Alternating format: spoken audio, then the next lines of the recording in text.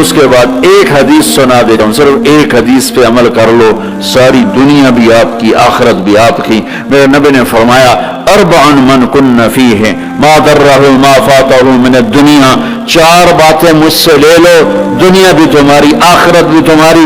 صدق حدیث، ہمیشہ سچ بولنا، جھوٹ نہ بولنا، ہمیشہ سچ بولنا، جھوٹ نہ بولنا۔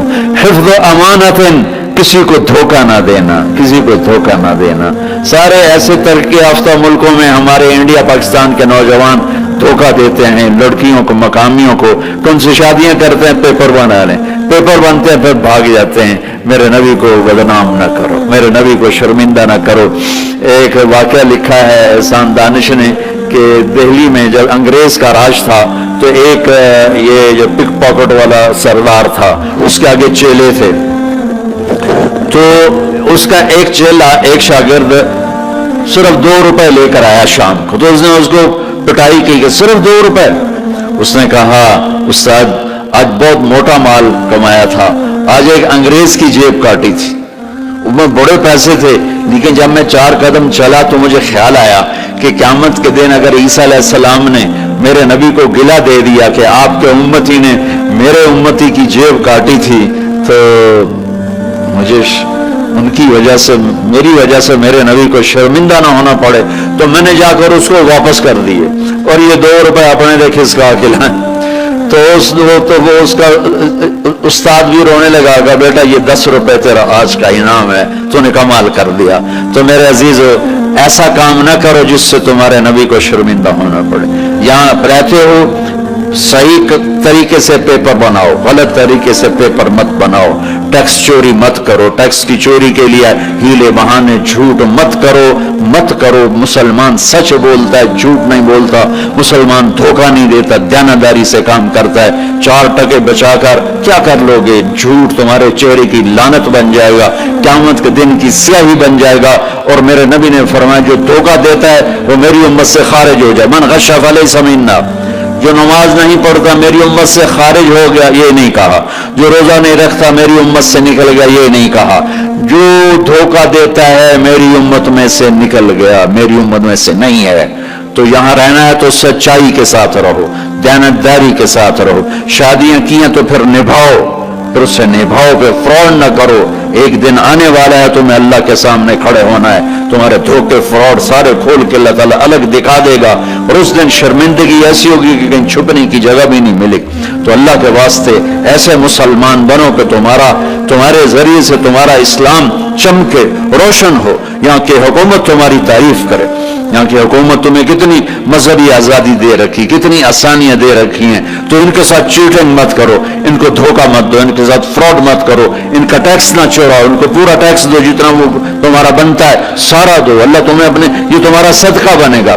زکوٰۃ تو مسلمان کو دی جاتی ہے، یہاں تمہیں نظر نہیں آتا، اپنے پاکستان میں، انڈیا میں زکوٰۃ بھیجو، لیکن صدقات ان کالوں کو دو جو غربت کے مارے تمہارے گھروں میں کام کرتے ہیں، تمہارے پاس کام کرتے ہیں، ان کو صدقات دو، نفلی صدقات، ان کو جتنا دے سکتے ہو دو۔ یہ تمہارے ہمدرد بنیں گے، تم سے محبت کریں گے، تم سے تمہارے قریب آئیں گے، تمہارے احسان مند ہوں گے۔ مسلمان بخیل نہیں ہوتا، مسلمان سخی ہوتا ہے۔ تم ایسے جوڑ کے کیا کرو گے؟ قبر میں کتنے لے کے جاؤ گے؟ تو میرے نبی نے فرمایا ایک سچ بولو، ایک دھوکہ نہ دو۔ تیسرا فرمایا اخلاق اچھے کرو، حسن خلیقت، اپنے اخلاق اچھے کرو۔ اور چوتھا فرمایا عفت فی طعمت، رزق حلال کمانا، حرام نہ کمانا۔ یہاں آ کے شراب کی دکان نہ کھول بیٹھنا کہ پیسے زیادہ بنتے ہیں، آگ لگا دو اس کمائی کو جس پہ تمہارا اللہ ناراض ہو اور اللہ کا رسول ناراض ہو۔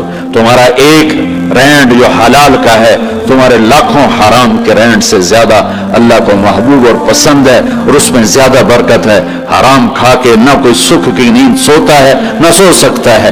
اللہ کو بھولا کے نہ کسی نے چین پایا ہے، نہ پا سکتا ہے۔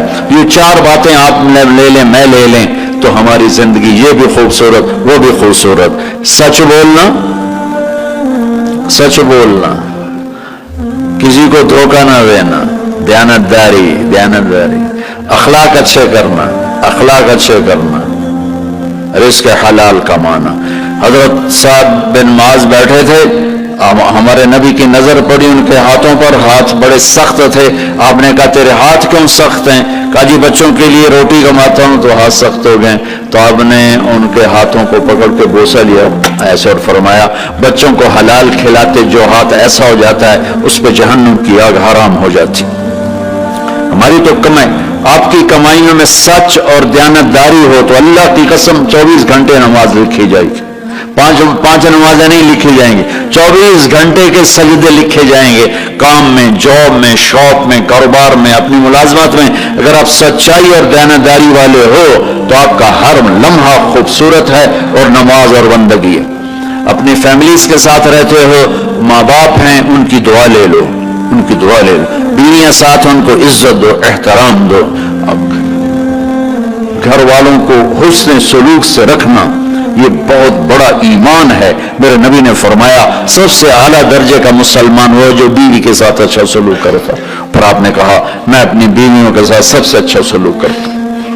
تو وہ ایک نوجوان میرے پاس آیا، کہنے لگا جی بیوی سے جھگڑا بہت ہوتا ہے تو مجھے کوئی تعویذ دے دو. میں نے کہا بیویوں پہ تعویذ چلتے ہی کوئی نہیں. کہنے لگا کیا کروں؟ میں نے کہا ایک طریقہ بتاتا ہوں. کہنے کہ بتائیں. میں نے کہا ہر دفعہ جب کھانے پہ بیٹھو 2-3 لقمے اپنے ہاتھ سے کھلا دیا کرو. کہنے لگا اس سے کیا ہوگا؟ میں نے کہا یہ تو تم بعد میں دیکھو گے کیا ہوگا، تم کرو تو صحیح. کچھ 2 ہفتے گزرے، میری اس کی اچھی دوستی تھی، اللہ اس کی بخشش فرمائے، تو فوت ہو گیا. میں نے پوچھا، اس کا فون آ گیا نا، تو میں نے پوچھا وہ میری بات پہ عمل کیا؟ کہنے لگا نہیں. میں نے کہا کیوں؟ کہنے لگا شرم آتی. میں نے کہا لڑتے ہوئے شرم نہیں آتی؟ بولا عورت بھی کوئی ذات ہے جس سے لڑا جائے. وہ غصے میں بھی آئے تو کمزور ہے، کمزور سے درگزر کرنا ہی انسانیت ہے. میرے نبی نے فرمایا شریف آدمی بیوی سے دب کے چلتا ہے اور کمینہ آدمی بیوی کو دبا کے چلتا ہے. تو میں کمینہ بن کے نہیں رہنا چاہتا، میں شریف بن کے رہنا چاہتا ہوں. یغلبہن اللئیم ویغلبن الکریم لان اکون مغلوبا کریما احب علی من ان اکون لئیما غالبا. سبحان اللہ. تو میں شرافت والا بننا چاہتا ہوں، کمینہ نہیں بننا چاہتا. میں نے کہا تمہیں لڑتے ہوئے شرم نہیں آتی؟ گاما پہلوان پنجاب والوں نے سنا ہوگا، بہت بڑا رستم تھا. وہ پارٹیشن کے بعد پاکستان آ گیا لاہور، تو سبزی لے رہا تھا تو پاؤ تاؤ پہ کوئی ہو گیا جھگڑا، تو وہ دکاندار کے پاس گلاس ہے، اس نے گلاس اٹھا کے مارا گامے کو، اس کے یہاں لگا، خون نکل آیا.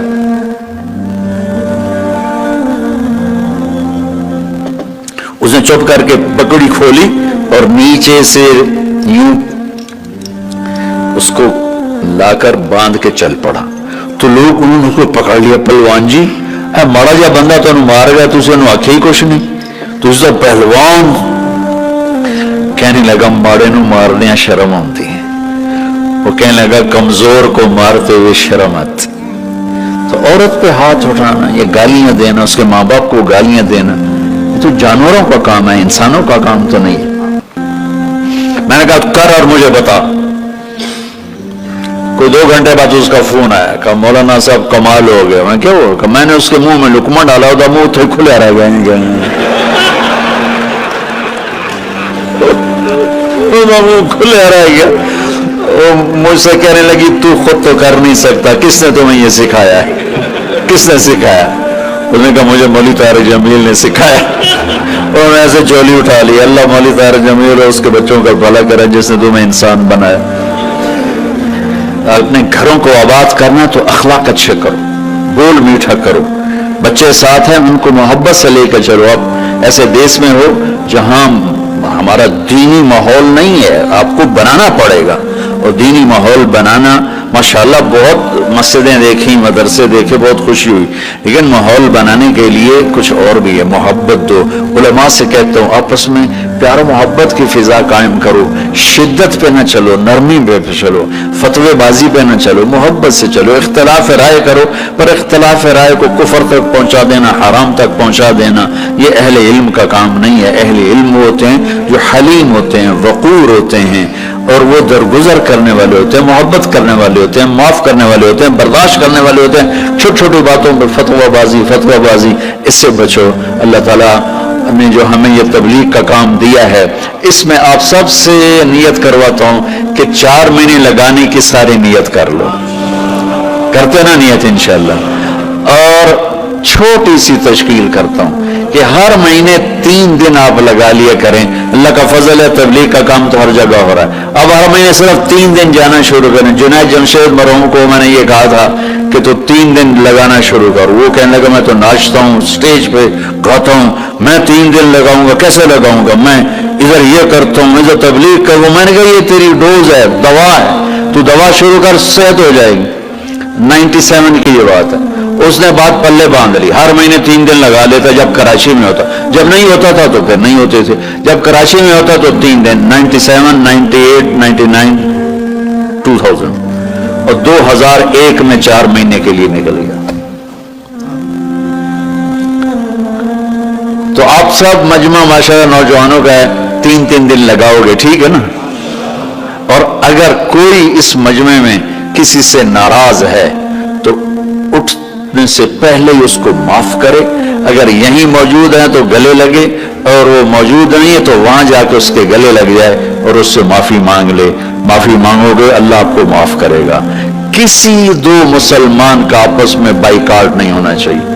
किसी 2 मुसलमान का आपस में बोलचाल बंद नहीं होना चाहिए।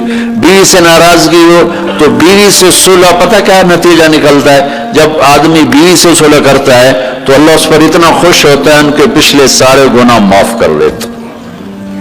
तो सारे भाई नियत करते हो ना, लगाओगे ना 3 दिन। अभी दुआ के बाद निकलना होगा तो भाई मुसाफिर 2 घंटे मैंने आपके साथ बात की है, तो मैं रोबोट तो नहीं हूं ना, मैं भी अब थक चुका हूं। तो भाई मुसाफिर ना करना, मुसाफिर इतने रश में मुसाफिर करने भी नहीं चाहिए। बस ज़बान से आप सलाम को मैं जवाब दूंगा। दुरूद शरीफ।